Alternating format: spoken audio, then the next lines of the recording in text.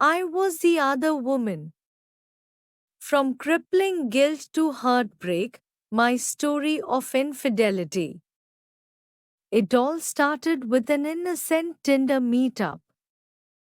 I had been out drinking and dancing with friends on a Friday night and had been toying with the idea of meeting up with a guy I had been texting off the app for a few days.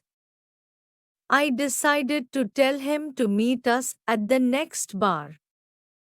It had been about 10 months since my long term boyfriend and I had broken up, and about 8 since I found out that he slept with one of my closest friends. The remaining months leading up to this point were filled with plenty of disappointing first dates, sprinkled with a couple of foggy one night stands. It wasn't until I met him that I finally felt whole again. It was just a few weeks into our whirlwind romance that he told me he had a very serious long term girlfriend who split her time between New York and Paris. I was furious and wanted nothing to do with him after that, or so I thought. So maybe they weren't married, but growing up witnessing firsthand the turmoil and aftermath of an affair, I vowed I would never be the other woman. Especially after the recent betrayal in my last relationship. Yet somehow, he managed to reel me back in, and I continued to see him for months to come. Guilt would wash over me in waves, and I would flip flop back and forth from being overjoyed to feeling awful. There were moments that I felt like I was the most malevolent person in the world, evil, deceitful, and a sad excuse for an empowered woman. And then other times, I pushed the idea of her out of my mind completely and convinced myself that he was my own, looking the other way when her name would pop up on his phone. I felt nothing but happiness and completeness. No matter how much of a F*** boy this guy actually was, he treated me like a queen compared to any of my past significant relationships. It stung when I thought about the fact that I was technically second best, but he was just so good to me, I was hooked. My heart was certainly doing all the thinking, with my brain following far behind. I can't tell you how many times he told me, I have to leave her, I just have to leave her. I can't put you in this situation anymore. Every time I would sneak out of his loft so that his roommates wouldn't see me. Although it didn't seem hopeful, the idea that I possibly meant so much to him, that he was planning to leave this woman for me, kept me waiting around longer. Then he did leave her, temporarily, at least. However, it wasn't until it was finally over between them that all of what he had been doing caught up with him. He wanted to see me less and less, kept explaining to me that he was just so confused and needed time, eventually deciding that he just wanted to be friends.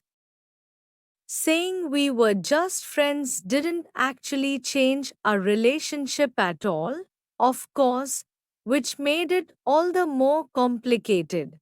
It wasn't until he went home to France for a few weeks that I realized how foolish I was being.